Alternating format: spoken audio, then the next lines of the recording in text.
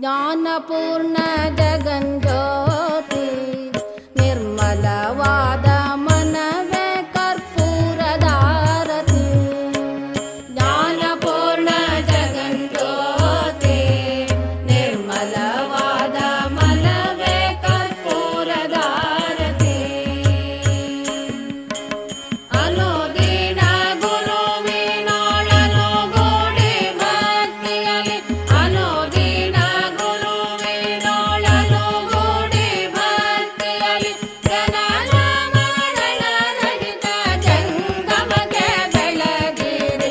ಜ್ಞಾನಪೂರ್ಣ ಜಗಜ್ಯೋತಿ ನಿರ್ಮಲವಾದ ಮನವೇ ಕರ್ಪೂರದಾರತಿ.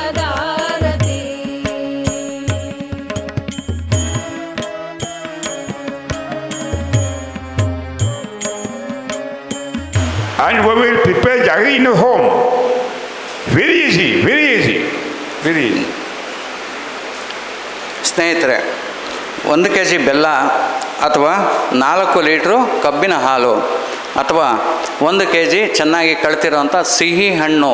ಮತ್ತೆ ಹೇಳ್ತೀನಿ, ಯಾಕೆಂದರೆ ತುಂಬ ಪ್ರಶ್ನೆ ಏನು ಬರ್ತವೆ ಅಂದರೆ, ನಾವು ನಿಂಬೆಹಣ್ಣು ಉಪಯೋಗಿಸ್ಬೋದಾ, ಹುಣಸೆಹಣ್ಣು ಉಪಯೋಗಿಸ್ಬೋದಾ ಅಂತ ಪ್ರಶ್ನೆಗಳು ಬರ್ತವೆ. ಅರ್ಥ ಆಯ್ತಾ? ಮತ್ತು ಕಿತ್ತಳೆ ಹಣ್ಣು, ಮೂಸಂಬಿ, ತುಂಬ ಸಿಹಿ ಇರೋಂಥ ಹಣ್ಣುಗಳನ್ನ ನಾವು ಉಪಯೋಗಿಸ್ಬೇಕಾಗತ್ತೆ. ಅದಕ್ಕೆ ಪದೇ ಹೇಳ್ತಾ ಇದ್ದೀನಿ, ಚೆನ್ನಾಗಿ ಕಳ್ತಿರೋಂಥ ಸಿಹಿಯಾದ ಹಣ್ಣನ್ನು, ಅದರ ತಿರುಳು, ಸಿಪ್ಪೆ ವಾಟೆ ಎಲ್ಲ ಹಾಕೋಬೇಡ್ರಿ, ತಿರುಳನ್ನು ತೊಗೊಂಡು ಚೆನ್ನಾಗಿ ಕಿವುಚ್ ಅದಕ್ಕೆ ಹಾಕಿ, ಈ ರೀತಿ ಮಾಡೋದ್ರಿಂದ ನಮಗೆ ಬೇಕಾದಂಥ ಸಿಹಿ ಪದಾರ್ಥ ಸಿಗುತ್ತೆ. ಅದಕ್ಕಿಂತ ಉತ್ಕೃಷ್ಟವಾದ ಏನು ಅಂದರೆ, ನಮ್ಮ ತೋಟಗಳ ಮಧ್ಯದಲ್ಲಿ ನೀವು ಒಂದೊಂದು ಕಬ್ಬಿನ ಬೀಜವನ್ನು ನೀವು ನಟ್ಟಾಗ ಏನಾಗ್ತವೆ, ಅವು ಕಬ್ಬೆಳೆಯುತ್ತವೆ. ಅದರಿಂದ ನಾವು ಸ್ವಂತವಾಗಿ ನಮ್ಮ ಮನೆ ಬೇಕಾದಷ್ಟು ಬೆಲ್ಲವನ್ನು ಕೂಡ ತಯಾರಿಸ್ಕೋಬೋದು.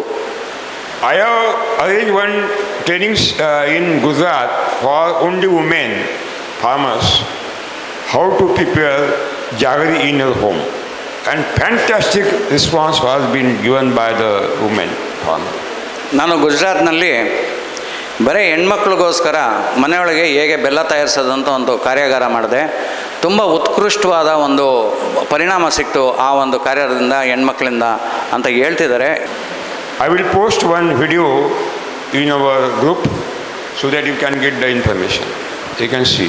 ಇವಾಗ ವಿಡಿಯೋ ಅವರು ಈ ಗ್ರೂಪ್ಗೆ ಅದನ್ನು ಕೊಡ್ತಾರೆ, ಹಾಕ್ತಾರೆ. ಅದರೊಳಗೆ ತಾವು ಅದನ್ನು ನೋಡ್ಬೋದು.